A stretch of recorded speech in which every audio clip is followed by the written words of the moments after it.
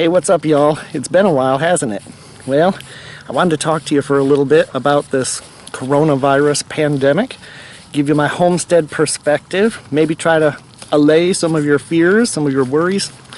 Basically, we are at the stage of this pandemic in the United States where we have been told to stay home from work.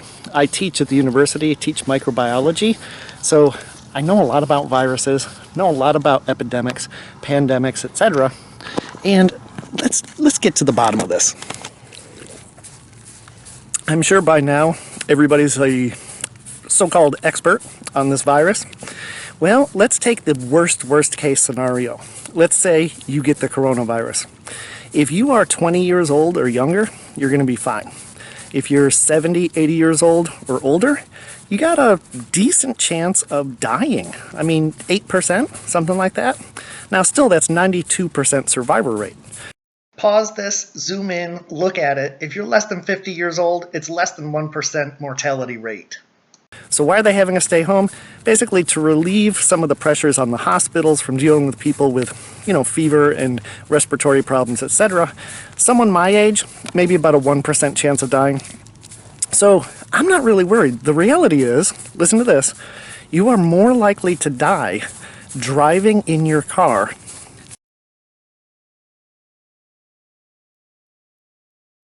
Okay, so we're in quarantine. Let's talk about how you deal with that. First of all, I know this is easy for me to say. Don't panic. You're going to be holed up for a little while. You've probably got the internet if you're watching this. You've probably got running water, electricity. You've got climate control. You've got food. Don't worry about food. People have so much food in their house. You could live for months on the food in your house, just about guaranteed. If you're really worried, get yourself some dried beans, some dried rice. You can live for weeks, months on just basic staples.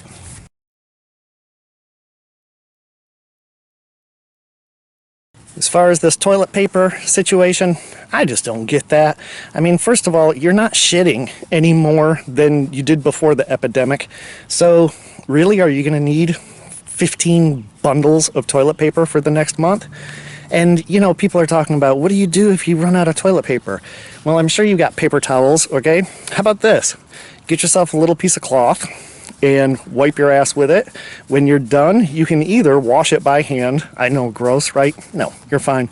Or collect a whole bunch of them, stick them in the laundry. You'll be fine.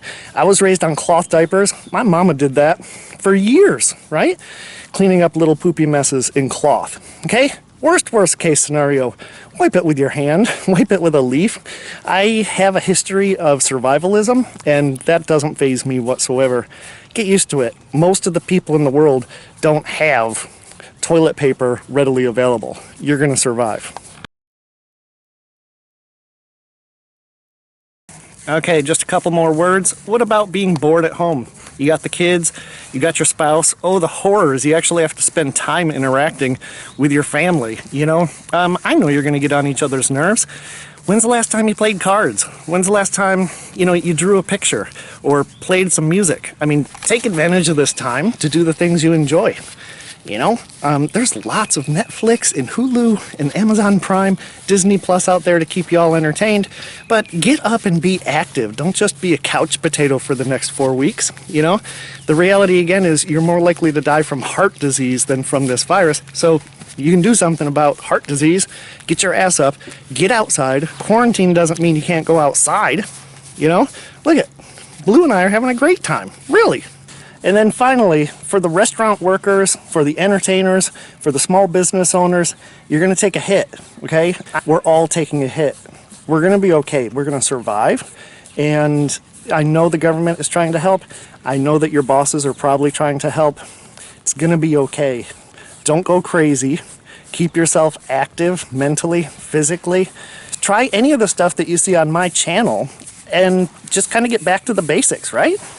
And I hope y'all are doing fine. Go ahead and comment about your situation. I'd love to hear from people all around the world. I'm talking to my friends in Australia, talking to my friends in, Europe.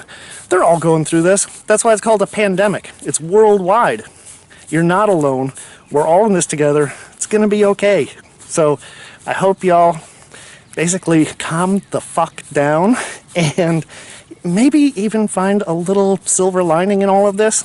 Maybe some time to regroup, basically some self-introspection, you know, get back to what life used to be like before you were so busy in the rat race.